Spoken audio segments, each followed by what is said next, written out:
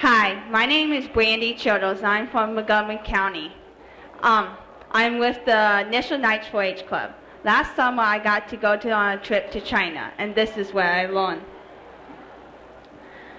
I found out about the trip to China on the internet with the help of my mom. I had to write 5 essays about a page long on different topics such as the economy in China, how it affects us, and even why I wanted to go.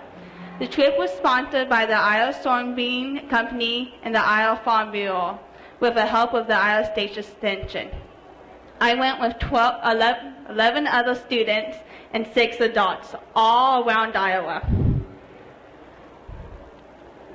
The first place we went was Tiananmen Square. Tiananmen Square is the third largest square in the world. And it has been the site of many protests, and it was built during the Ming Dynasty. The Ming Dynasty was between 1300 and 1600 and included many emperors. The Forbidden City is right across from Tiananmen Square. The Ming emperors lived here, and it was forbidden for common people to enter. It has many rooms, as much as 9,999, and you can live in each room one day and have a different room for 27 years. The floor of the Forbidden City is completely made of stone, and is 15 layers deep. And it took close to 14 years to finish. To enter the city, there was 3 main doors. The center of the door is for the emperor on his wedding day. The right door is for important people, and the left door is for royal family. Visitors, you do not need a ticket, but for the people of China, do need a ticket. And we enter during the left door of the so-called royal family. While I was there, I got to visit 2 local high schools. One was a local high school and one was a private school. I learned that they're very strict on education. They study from like 7 to 5. At the local high school, the classes had a certain hairstyle, like the girls had to have it long, or in ponytails, or short. They required it. At the private school, they had to have military training every day, and they had set schedules, and it's very important for the families to get a good job. The Xi'an Wall is in the town of Xi'an. It protects the city and was used as a military defense for the emperor. It took 4 years to complete.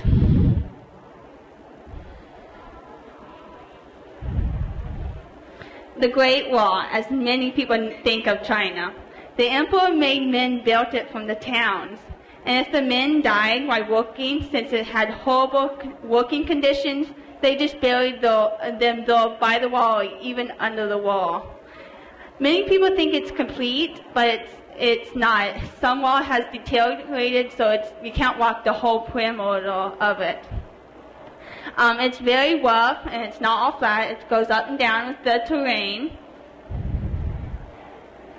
The ag market. It's like when I was thinking ag market, I thought, like Walmart or your local butcher shop.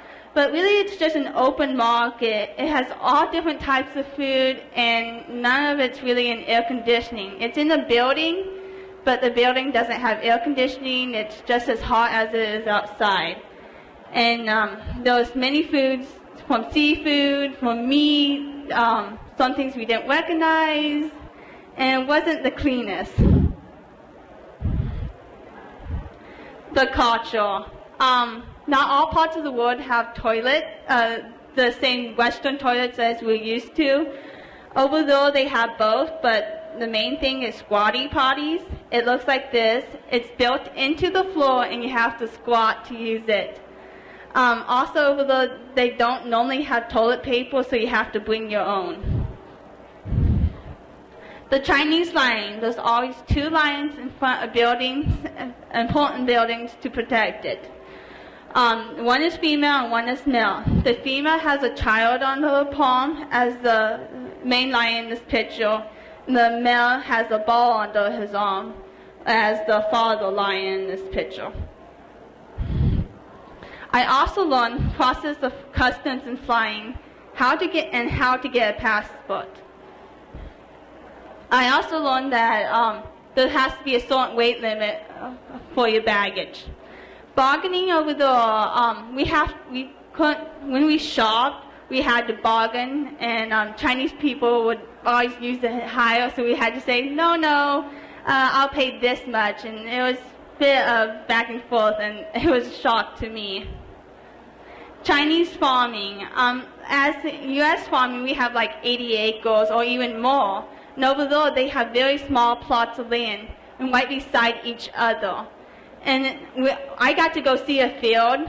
The field was maybe about a city block, and it had five different people's farms on there. And you could see the city in the background really close. Chinese and U.S. relationship is very important because China buys 2/3 of our soybeans, and so it affects our economy very much, especially with the drought that we are having. So we'll see how that turns out. I learned a little about Chinese language. The first word I learned was ni hao, it means hi, and ni hao ma, it means how are you. I also learned how to budget my money. I couldn't just call up my mom and say, hey mom, I need 50 more bucks, you know. I had a set amount, and I had to budget it through the 8 days I was there. I also learned about the exchange rate between US dollars and yen, which is the money amount in China. Any questions? Yes?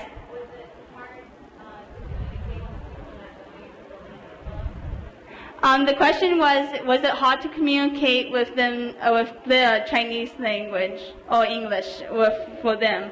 Over there, it's required during school to learn English, and so their English is very good, and they keep apologizing because they think it's horrible, but they have a communication level of probably a 5th grader, and so it was really easy to communicate with the educated people.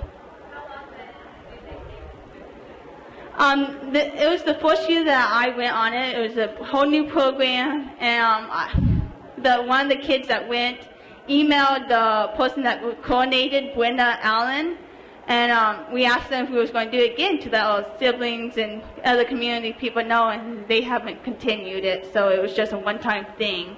But if there is, I'll be happy to announce it to people.